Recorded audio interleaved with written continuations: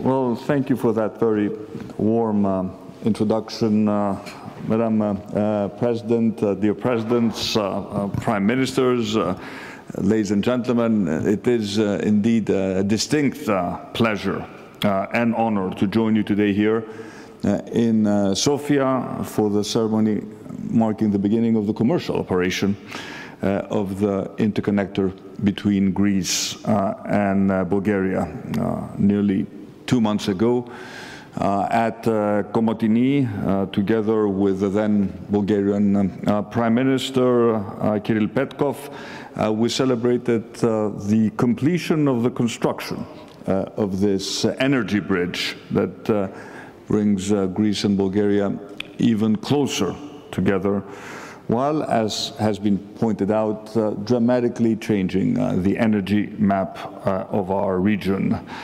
Mr. President, dear Rumen, the beginning of the IGB's commercial operation constitutes an exceptional moment for not just for Southeast Europe, but, Madam President, for Europe more broadly, as this pipeline significantly bolsters energy and supply security for all interconnected countries in the Balkans, as well as that of the European continent as a whole.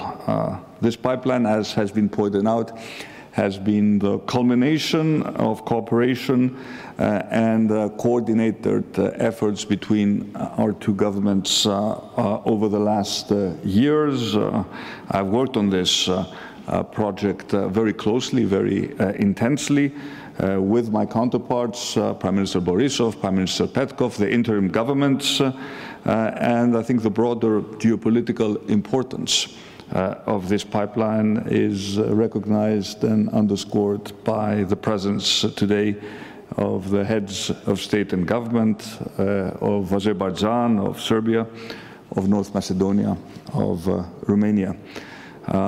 This pipeline, as President Aliyev pointed out, will bring natural gas from Azerbaijan to Bulgaria, breaking the stranglehold of Russian gas on Bulgaria, and of course it will, in conjunction with the rest of the infrastructure projects underway in the region, contribute to the development of a reliable natural gas network.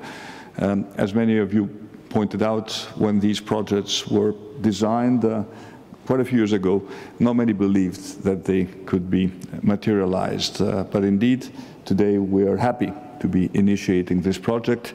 And we're also happy that my country, Greece, is playing an increasingly active role in becoming a regional energy hub that will serve the needs not just of Greece, but of all countries in the region. Many of you mentioned the very important project taking place in Alexandroupoli, floating storage and regasification unit, which will be ready by the end of 2023, which will allow us to import significantly increased quantities of LNG, not just into Greece, but serve the needs of neighboring countries of Southeastern Europe, and why not of Central Europe. Potentially even countries such as Ukraine could be served from such an infrastructure.